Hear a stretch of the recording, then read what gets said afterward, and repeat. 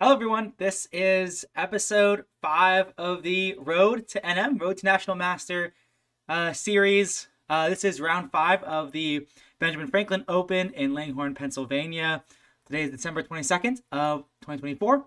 And this is the last round of the tournament. I'm entering with zero point 0.5 out of 4. So definitely the worst performance score-wise that I've had in an event. But I've been playing against some higher rated opponents and still bad. Missed my chances, but hoping to bounce back with a win in this last game. So without further ado, let's just hop into it. So see here. My opponent plays a modern defense with g6. And I like to go for these 2 pawns in the center and knight c3, bishop e3 approaches against any modern, hyper modern type of opening. Hyper modern meaning you're controlling the center from afar with your pieces, as opposed to putting something in the center of the board with a pawn. So if you did like e5 on move 1, it would be a very classical approach. You know, you take claim in the center of the board, but hyper modern would be like g6, and you're controlling the center with your bishop instead of putting a pawn in the center immediately. Anyways, so against hyper modern approaches, I usually go for a setup like this, and sure enough, that's what I do. If d5, I actually have some experience in these fantasy Caro-Kann positions, and if you don't know what I mean, if we just instant rewind a bit, if someone plays c6 on move 1, which is this is a Caro-Kann after e4 and c6, and this is called a fantasy variation. One of the fianchetto variation, I don't know if it doesn't have an actual name, but if you fianchetto in the fantasy against the fantasy variation, play could look something like this.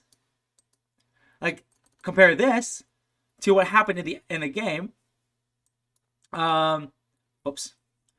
Compared to what happened in the game, if he had played d5 here, it actually transposes into a fantasy variation. So I was actually like happy to transpose if he played d5. I wasn't sure if I was going to or not, but I think it's something I'd be happy to go into. He plays d6 though, so okay, definitely a modern, and it could transpose to a perk if he plays knight f6.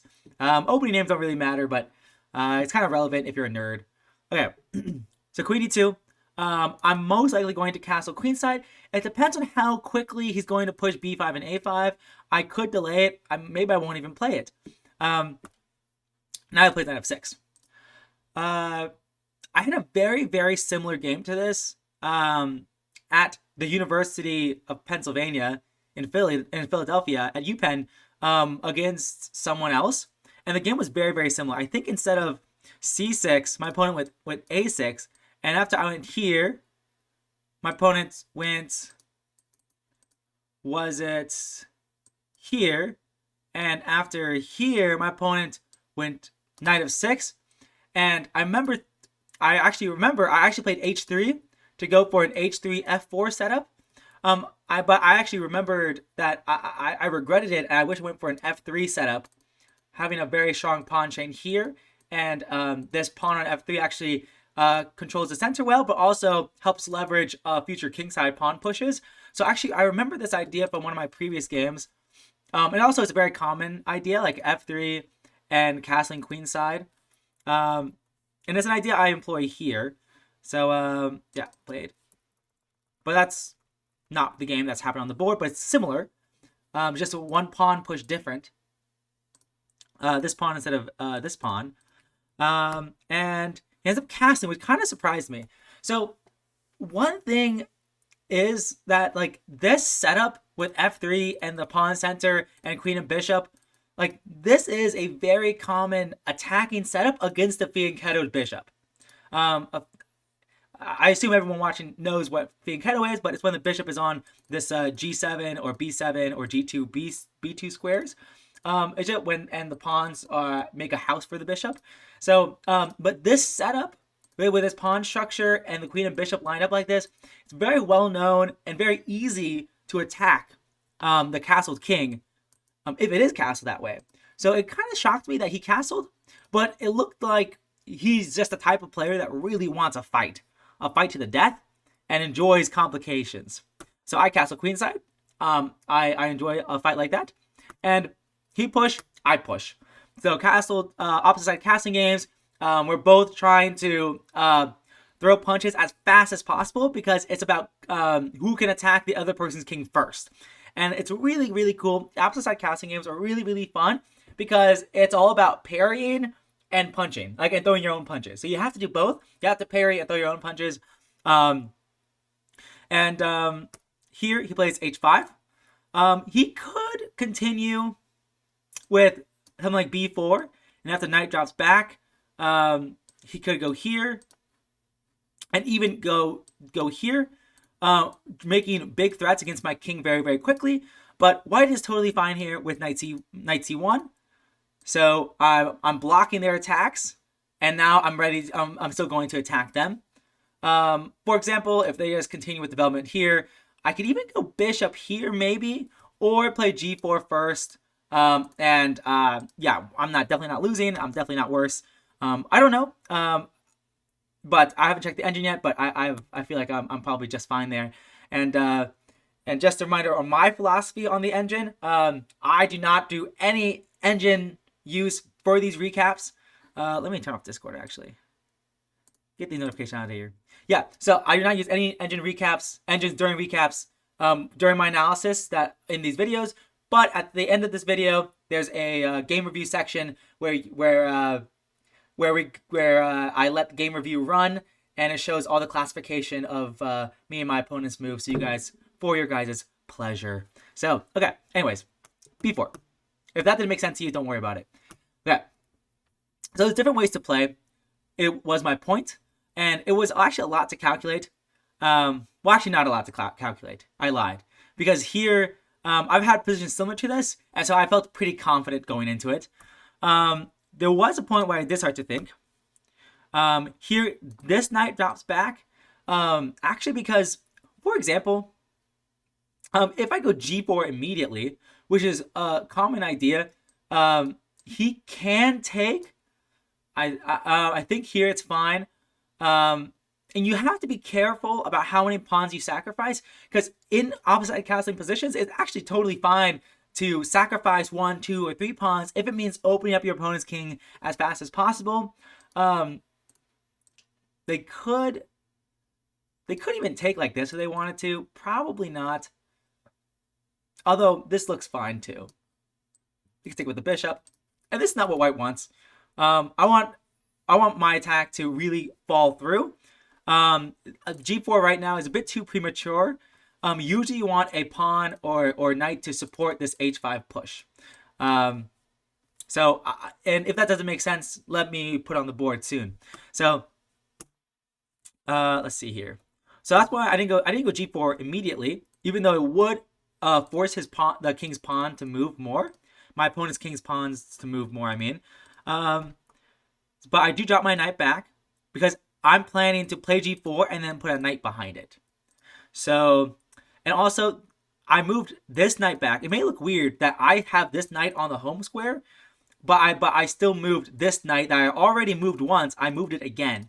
Well, that's because, honestly, the knight is a target for pawn pushes and is kind of in the way.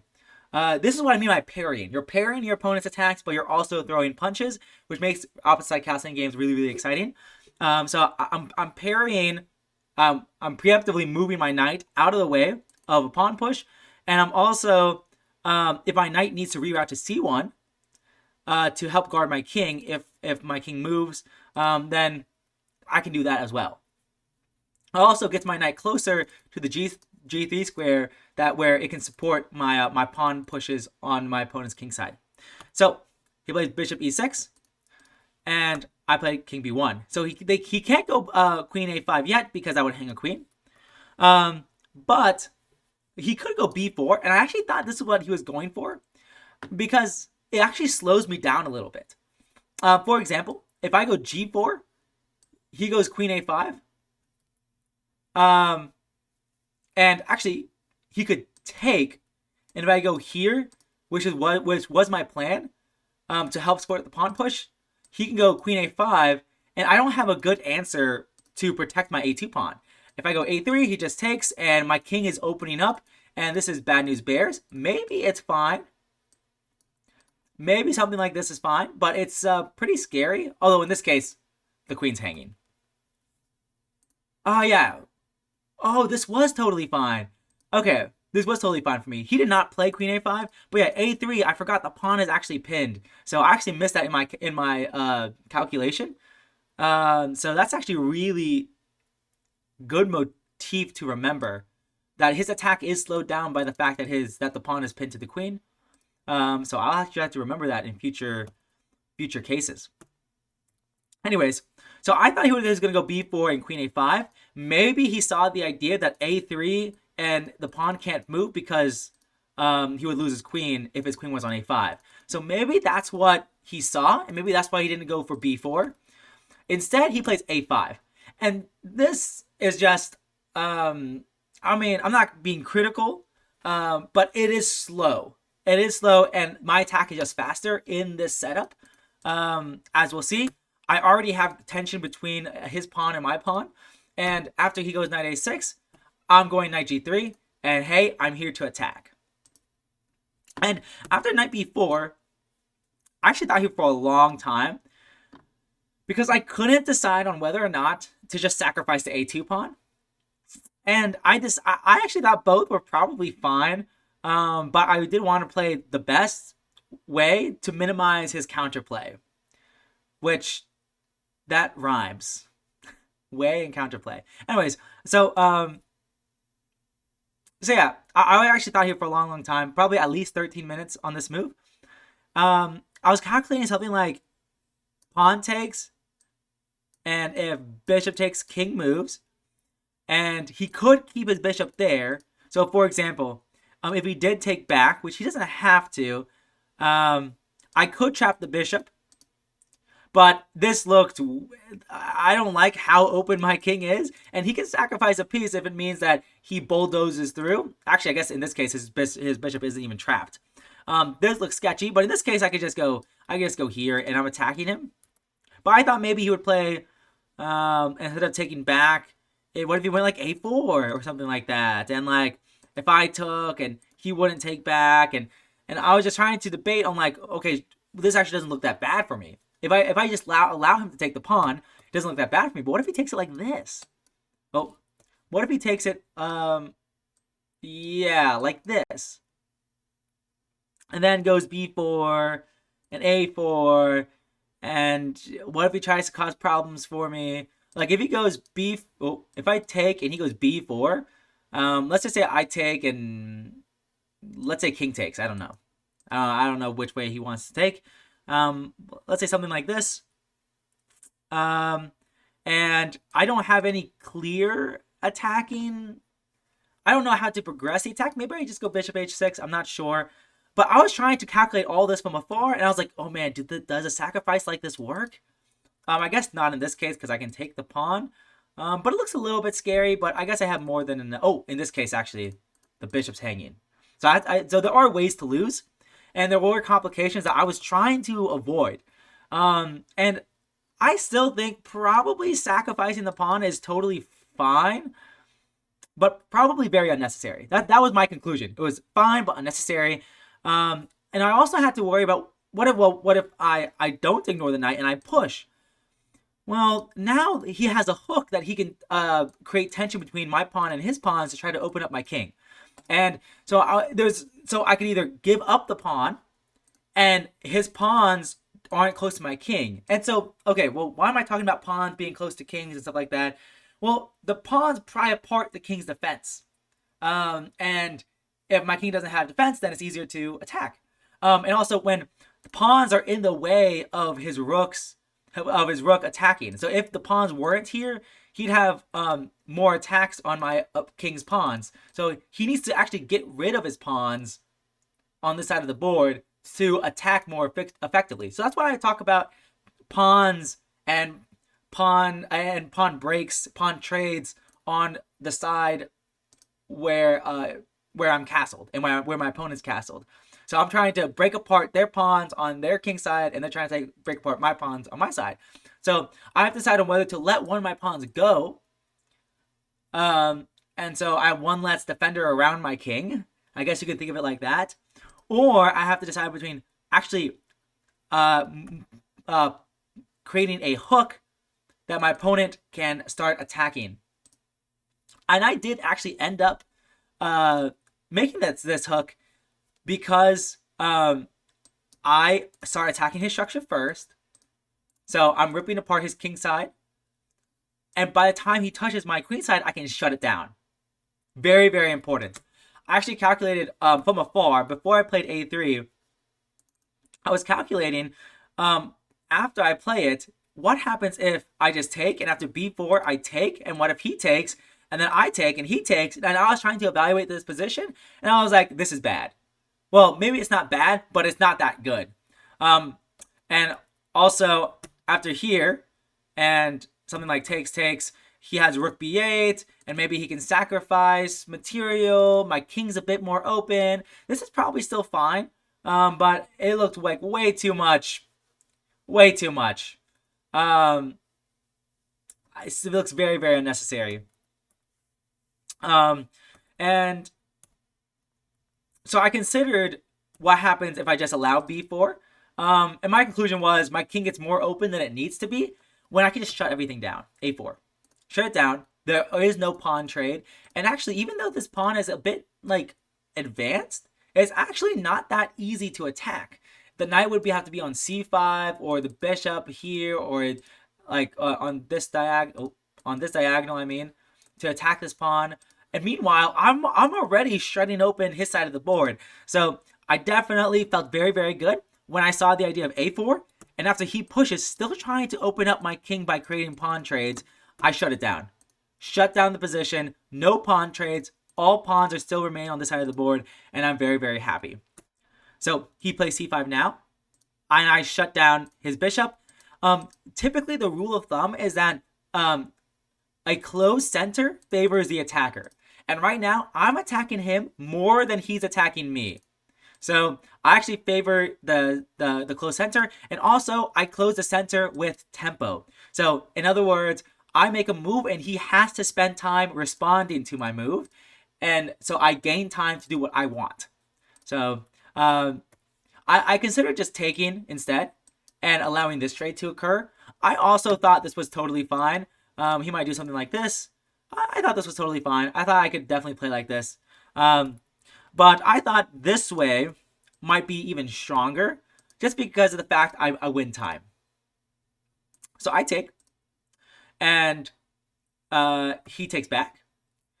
If he doesn't and just goes here, I'm going to go h5. And I was actually really, really proud of calculating this. Because actually, if I take here, if after he takes on a4, if he does take on a4, and I take here, he takes, like, I'm still better, I think. But his king, he's not checkmated. Like, I'm up a couple pawns maybe, but I think I could do even better. So that's why I think actually if he took, I'm just gonna go h5. And now if he takes, well, bam, his king has no escape square for this f7 square, and I'm just gonna go straight down the board and try to checkmate him as soon as possible. And let's say if he goes back and he keeps ignoring me, because you have to calculate, okay, what if they just ignore me? And what if he tries to start push his own pawns down the board and tries to open things up? Well, I'm already here, and you're already, like, if you take, I'm going to take, and if you go back, well, what are you even doing? So I felt pretty good about this position. So that's why he took back. But I keep going, because, like I said, I'm trying to get rid of all the pawns in front of his king, so I can use my pieces to start attacking him more effectively. So he takes the pawn, and goes back. There's no real alternative. I think this position is just straight up lost already, and I think he knew that too. Definitely, White's attack has succeeded. And really, it's just about him trying to keep it as complicated as possible for as long as possible. And I think he does a decent job at it with what position he has. Um, and I take, and I take, and I get my queen in. I actually thought for a long time, uh, for this move, maybe another 10 minutes or so, just because I wanted to be very crystal clear. And I was very happy to start trading like this, because after this queen check, I have this nice move, bishop h3, getting my bishop into the game, targeting this, and how are you not losing the bishop? Like, once I knew I was going to win this bishop, I was happy to start making the moves on the board, because there's no possible way to move the bishop, or to lose the bishop, I should say. But he played knight c7, guarding the square, and I thought for a while here, because I was starting to look for something better. I ended up playing bishop takes, knight takes, and winning the bishop like this. But I was trying to look for something better in this position. I couldn't find anything better. I considered moving the knight, but then rook h8, and my queen's getting kicked out somewhere, and it just didn't look like what I wanted. Maybe even here I can go bishop check, because takes and takes. Maybe this was slightly better, but actually I'm not so sure about that. The more I look at it, I think what I did, doing this check immediately, was probably the right play. He plays queen d7, which is a very, very tricky move. I actually think it's a really good shot to try to get me to blunder, because there is a clear idea of getting your queen to a4 and using these weak squares to force my king into the center of the board and create complications. I'm trying to think of a way I could be lazy and lose, or get close to losing. Maybe something like this, like knight h3, and he has this, and there's no way to prevent the queen from getting in. Like, if I go check, he can go here, and if he goes e5, or if I go e5, let's say, the game actually gets a little bit complicated. But maybe I even go here? Oh, it's still a check. And I still... Wow. Yeah. Like, this is not so easy.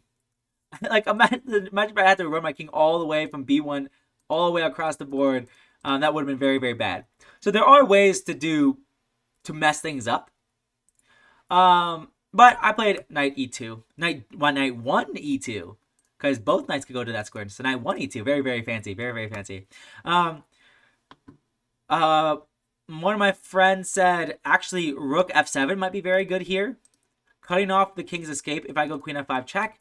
If I go queen f5 check, if I go queen f5 check, it's close to mate, but not quite. Because he goes king f7. That's not a free queen, because the knight can go backwards to defend. I go rook check, and if he goes here, then I could do this check, and I win. And if he goes, oh wait, maybe this was the best play.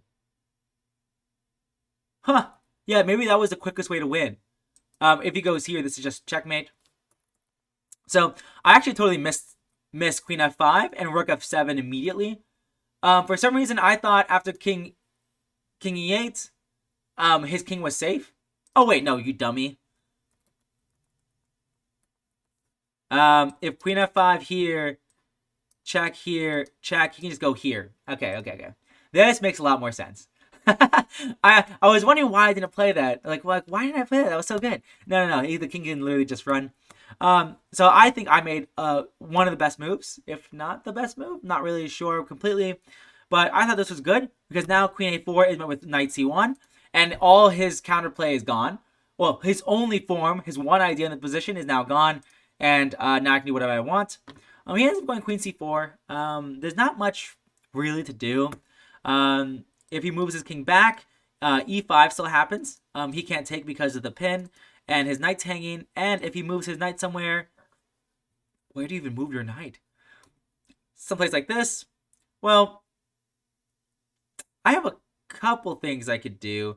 I probably would just take. that might just be the simplest thing to do. And he would probably take with the knight, I'm guessing. And I'm just going to continue attacking with something like this or like this. And keep shutting up the position open. Maybe there's something better that I'm missing. But point is, after king d7, if he played king d7, I would feel pretty great about it still. And but he plays queen c4 instead. And that allows me to play e5. And, I mean, this is just a losing position. Knight's hit. If you go... Well, you can't move the knight. The knight's pinned. So he just takes. I guess if you go here, you live a bit longer. But, I mean, I'm still up 2 pieces now. And I'm going to go on to win the game. So he just takes. But it is checkmate very shortly. Because now, since this pawn is... the d pawn is now in the e file. That means the d rook, the d1 rook, covers all of black's escape squares. And the king is boxed in. He has to go here. And now I go rook f7. And now I go queen e8. Queen g6, I mean. The king's on e8. Queen g6, I mean. And he resigns because this is the only legal move. And after that, rook h8. And checkmate would be to follow. Well, actually, checkmate like this would be to follow. So, yeah, that's the game. I think it was a very simple game in terms of I just had a very simple attacking plan of just pushing pawn. You see pawn, opposite castling, I push pawn, and to me, it's like well known-ish that white's attack is faster. If black ignores this h pawn, I think white can just sacrifice the pawn immediately. If knight takes, because your pawn structure is still completely intact, you might even be able to take with the rook and play bishop h6. I'm not sure if it works here. It might not, but boy oh boy, that looks scary. And like all of black's pieces are on the other side of the board. But also my queen's the only attacker. But I assume I can just play bishop out and checkmate. But maybe the immediate rook sacrifice is a bit too preemptive. I think it probably works. I don't know. I'm not calculating that now. But anyways, but it's kind of. But I definitely felt like my attack was always first in this position, and yeah, so I ended up winning the game. I finished the tournament with 1.5 out of 5, which is definitely not the best score. I was hoping to at least go 2.5 out of 5 in this tournament and maintain my elo. The results were just posted. The rating report was just released, and I lost about 20 points in total, maybe 24 points or something like that. Yeah, it's nothing too bad. But and I definitely feel like I played well. I'm very proud of my play. Definitely my favorite game was round 2 against Austin. That was a very, very fun game. If you guys haven't seen that, you guys should watch it. But yeah, overall it was a great tournament. I am not closer to National Master, that's for sure, after this tournament. Road is oddly optimistic. Probably Journey or Adventure. Bizarre Adventure even might be more accurate, but it is what it is. And yeah, I'm excited to play the next one. Let's go to the game review.